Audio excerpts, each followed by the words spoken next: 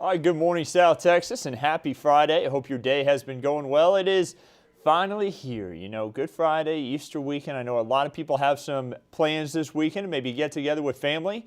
It is going to be a beautiful weekend for it. Yes, we do have some rain chances in there, but we need those rain chances. And the good news is it's going to be a little bit of everything this weekend. Yeah, we've got some cloud cover, but that's going to keep us cooler. So you got to look on the bright side of it.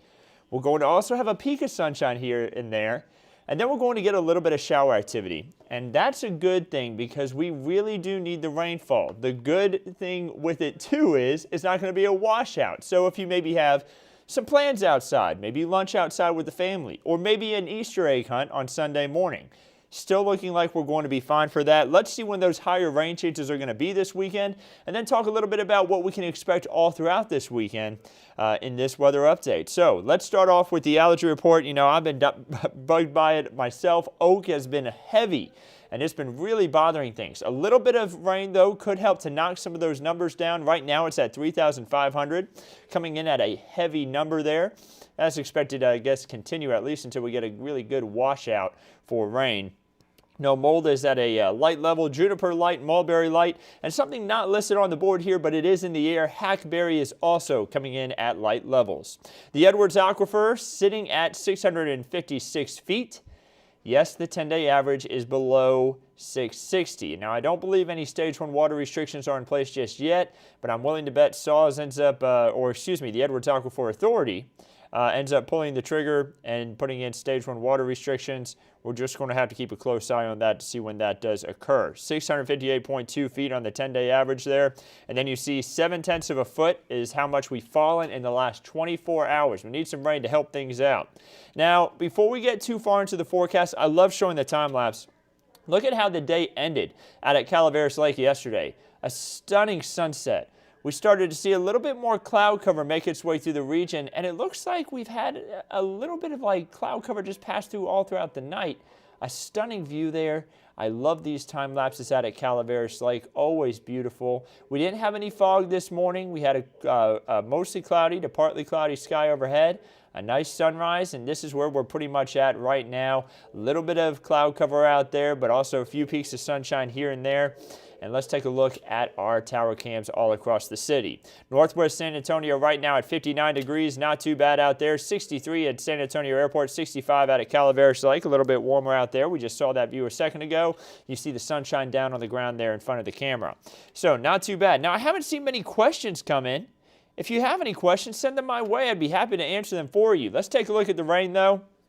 Across the region, not seeing anything on the radar. Again, we should be drier today, but rain chances return as we head into tomorrow and into Sunday. I see a good morning from Juanita. Good morning to you. I hope you're doing well today.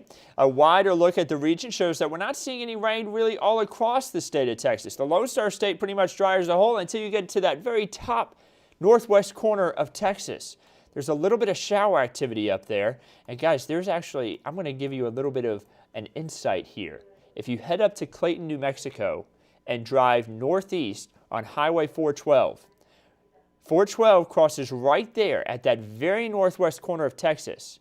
There's a ground marker there that lets you know you have now reached the very far northwest corner. You cannot go any further into Texas. Or any further to the northwest corner of Texas, rather, without going into New Mexico. And you notice you can only go into New Mexico there because Oklahoma actually is further to the east. Just a little fun fact there, something to look for if you're ever traveling up in that part of the state. I have stood on the far northwest corner of Texas myself. Let's take a look at what the forecast looks like here for us today. Just a little fun fact. I love to add those in there whenever I have a chance. If you know anything really interesting and cool that's around Texas that we've got to stop at if you're on a road trip, drop it in the comments. I'd love to hear it. I love road trips and finding those little cool places to stop. I know that not far from San Saba County, I believe it's in Brady County. There is, it's either Brady or Mason. There is the center of Texas, the absolute center. And I know that's a spot that I want to check out too. Glenn says, heading to Rockport tomorrow. What's the forecast there? Glenn, we're going to check that out here in just a moment. If you stick around with us, I'm going to show you that. It is looking like it'll be pretty nice conditions with just a little bit of cloud cover, but I'll give you a more in-depth look at the forecast here in a moment. How does the forecast look this weekend? Just people asking all about the weekend and what the rain chances are going to be. And guys, let's go ahead and keep moving along so I can actually show you all that in future clouds and radar. So right now, temperatures in the 50s and 60s, and let's jump straight to the future clouds and radar to let you know that hour by hour update for what we can expect this weekend. So let's get through today first. Once we get to 5:30, that timestamp in the top right corner of your screen showing temperatures into the 60s and 70s. A little bit of cloud cover here and there, but we're going to see more peaks of sunshine this afternoon compared to what we saw this morning. Moving into tonight, early tomorrow morning. This is 7 a.m. on Saturday. Notice there's going to be a little bit of shower activity there along the Highway 90 corridor from Uvalde stretching over towards Hondo. So Uvalde and Medina counties, going to see a little bit of rain there, here and there. That's going to be moving off to the east. Pearsall could get impacted by this too. Not a ton of rain from this, but if you plan to do any outdoor activities tomorrow morning, know that you may encounter a shower or two. Nothing severe, not really expecting any thunderstorms, just a little bit of rain here and there. Moving into Saturday afternoon, this is 4 p.m. on Saturday. If you're having any pre-Easter activities with the family, temperatures expected to rise into the 70s. A lot of cloud cover, but you know it's not going to be that bad outside. That cloud cover at least is going to make it feel a little cooler. So if you have any, maybe you want to go for a run, maybe you want to go for a bike ride, your family's in town and you want to spend time with them outside, it's not going to be too hot out there. So that's the good news. I hope you can get out and enjoy that. Once we head into Sunday morning, notice the little bit of shower activity. So if you have any outdoor services, maybe you're heading out to Mass, you may need an umbrella when you head out the door. Check out Edwards, Real, stretching into Kinney counties, Maverick County, and even into Uvalde County. We see light to moderate showers starting to move in towards heading east. And this is going to be at 6:30 a.m., so really early if you're going to be waking up early then. By the time we get to 10:30 a.m., we still see those isolated light showers. Now, not everybody's going to see rain. And as we head into the afternoon, I'd imagine things start to calm down a little bit more there on Sunday. But know that you're going to have that chance. And here's the good news for Easter Sunday. You may get a brief shower or two, but we're talking brief. We're not talking about long-term rainfall. So let's say you wanted to have lunch outside with the family and you look outside and you're saying, oh, rats, it's raining. Give it 30 minutes and it's going to be drier. You're going to be able to go outside, maybe wipe everything down, and then have a nice time with your family. Now, if you're wondering where the showers are exactly at that time on Sunday, don't forget the KENS 5 app. It has a radar, live look at the radar, so you know where those showers are. And of course, I'm going to be here giving you updates on where those showers may be, just so you can stay informed throughout Easter Sunday. And then as we head into Sunday afternoon, I think the rain chances, they're going to back off just a bit. That's the good news. Now, not a lot of rain expected over the next week. And of course, we don't want to see rain on Easter itself, but we could use a little bit of more rainfall. We're talking about less than 1/4 of an inch for everybody over the next 7 days. That's bad news because remember, the drought, it just continues to worsen. We do have moderate to severe drought across the region, starting to see more and more extreme drought grow in, and that exceptional drought to our south continuing to grow into parts of South Texas. Your rainfall by the month, we're now in April. We finished up March with only 0.58 of an inch. That is really dry. So that lets us know, we're now at 2.88 inches behind where we should be for this time of the year.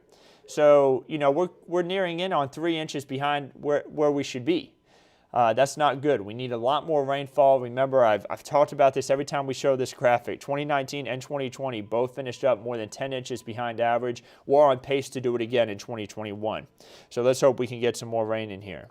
So I see Rachie says, boo, oh well, we will be outside in the bounce house in our swimmies. Hey, you know what? Here's the good news. Now, you're not guaranteed rain. It's only a 20 to 30% chance this weekend. You're going to see that in the 7-day forecast. Here it is.